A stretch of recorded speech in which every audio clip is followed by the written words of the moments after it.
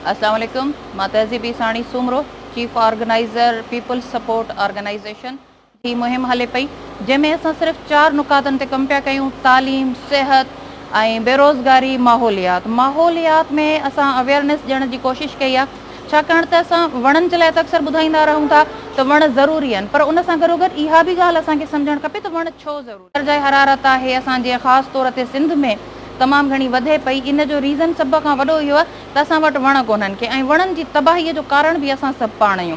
थिए छा थो त जेके असांजा हे मुख़्तलिफ़ ॾिहाड़ा थियनि था, जीअं असां मदर डे सेलिब्रेट था कयूं, कंहिंजी सालगिरहनि जा ॾींहं सेलिब्रेट था कयूं, उन खां पोइ उन्हनि शख़्सियतुनि खे विसारे था छॾियूं।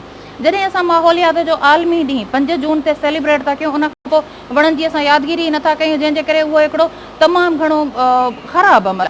असां वण ज़रूरु लॻायूं, ज़रूरी न आहे त असां 50-100 जी तादाद में वण लॻाए उन्हनि खां पोइ उन्हनि खे असां विसारे छॾियूं। हिकिड़ो ॿूटो लॻायो, हिकिड़ो वणु लॻायो, बेशक पंहिंजे घर जी हिकिड़ी कुंडीअ में लॻायो, पर उन खां पोइ उन जी संभाल कयो। उन खे त तव्हां पंहिंजे घरनि में ख़ासि तौर ते अॼोके ॾींहं जे हवाले सां लाज़मी वण पोखियो। जीअं कंहिं ॿारड़े जी सालगिरह थिए थी, तव्हां उनखे सालगिरह में ॿिया तोहफ़ा त ॾियो था, पर जेकॾहिं हिकिड़ो को वणु, को हिकिड़ो ॿूटो असां उन्हनि खे लॻाए ॾियूं ऐं उन्हनि खे तोहफ़े में चऊं त बाबा हे तव्हांजो गिफ्ट आहे ऐं इन जी तव्हांखे सार संभाल करणी आहे। नंढड़ा जेके ॿार आहिनि उहे असांजे फ्यूचर जो मामार आहिनि, असांजो मुस्तक़बिल इहे ॿारड़ा आहिनि, ऐं उहे ॿारड़ा अॻिते हली जॾहिं उन वण जी देखभाल कंदा ऐं सुठी देखभाल कंदा। असां वॾनि खां वधीक केयर सां सुबुह शाम उनखे पाणी ॾींदा। जॾहिं उहो वणु पाण वॾो थींदो, उहो ॿारड़ो बि वॾो थींदो, त उहो उनजे लाइ बाहिसे मुसरत। पंहिंजे ऑर्गेनाइज़रनि जी शुक्रगुज़ार आहियां, जिन असांजी हिन तंज़ीम पीपल्स सपोर्ट ऑर्गेनाइज़ेशन जे तरफ़ां पूरी सिंध में न सिर्फ़ु वण हया, उन्हनि जी देखभाल कई ऐं उन्हनि इहो अहद कयो आहे त असांखे इन्हनि वणनि जी, इन्हनि ॿूटनि जी सार संभाल बि करणी आहे ऐं इंशाअल्लाह इन्हनि खे असां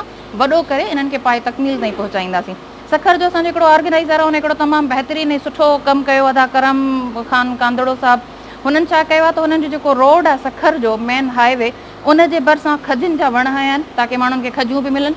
ऐं पाणीअ लाइ छा कयो अथसि त उन जे भरिसां उते जेके हथ वारा नलका हूंदा आहिनि, उहो नलको बि हणायो आहे त मुसाफ़िर जॾहिं उते बीहंदा, उन नलके मां हथ मुंहुं धोईंदा, पाणी पीअंदा, उन मां जेको पाणी हेठि ईंदो उहो ऑटोमेटिकली पंहिंजो पाण उन्हनि खजिनि जे पासे ॾे वेंदो। त ॾिसो इहो कहिड़ो हिकिड़ो सदका जारी आहे त उन्हनि खजिनि खे जॾहिं पाणी मिलंदो ऐं उहो पाणी माण्हू बि पीअंदा, ऐं जॾहिं खजियूं वॾियूं थींदियूं उते जेके मुसाफ़िर उन्हनि वणनि जे छांव में वेहंदा